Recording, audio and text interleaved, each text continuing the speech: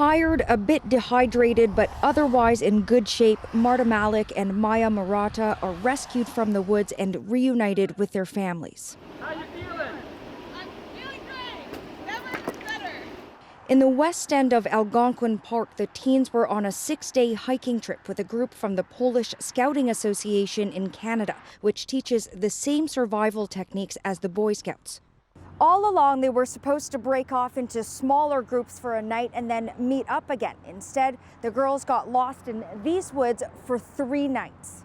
If it was somebody who had no camping experience, if this was colder time of year, say late fall, then it would be a much more serious situation. Instead, they were prepared. They had a tent and food to last them 1 or 2 days.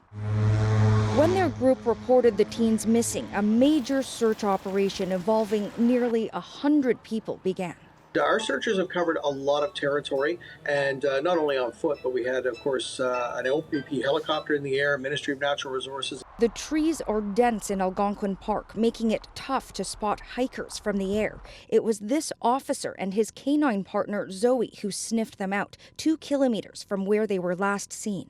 He starts sniffing more, shows a lot of interest in a certain area, going back, getting excited, tail wagging. Zoe then led the search crew down a trail. Myself and the other members were calling out the girls' names, and at one point we could hear the girls call back, so they blew a whistle 3 times. Maya and Marta eventually followed the officers' voices back to the trail. Lucky because they had been headed further away from their rescuers. Considering there are wild animals here and vast wilderness, police say the fact they were prepared made all the difference. Lisa Sheng, CBC News, Algonquin Provincial Park, Ontario.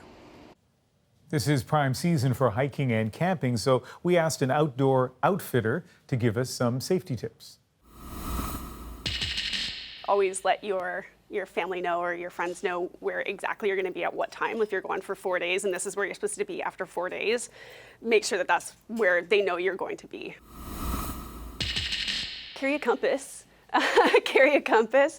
I mean, a lot of our smartphones these days have those apps. But make sure you know how your smartphone compass works and whether it requires internet service. And given the limits of battery charges, maybe get a traditional compass and, of course, learn how to use it. A lot of people don't realize how crazy powerful the sun is. And so if you don't go with proper sun protection, like a hat and, UPF protectant shirt, you could have sunstroke, you could, get super dehydrated.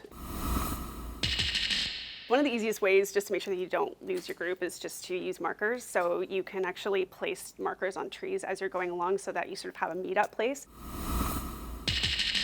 If you are a sole person that gets lost from your group, don't wander off too far, just stay in one place because most likely the rest of those people will find you instead of you finding them. Also, I don't know, don't get lost, actually. Know where you're going, have a map. It's just, you have to be so prepared before you go out there.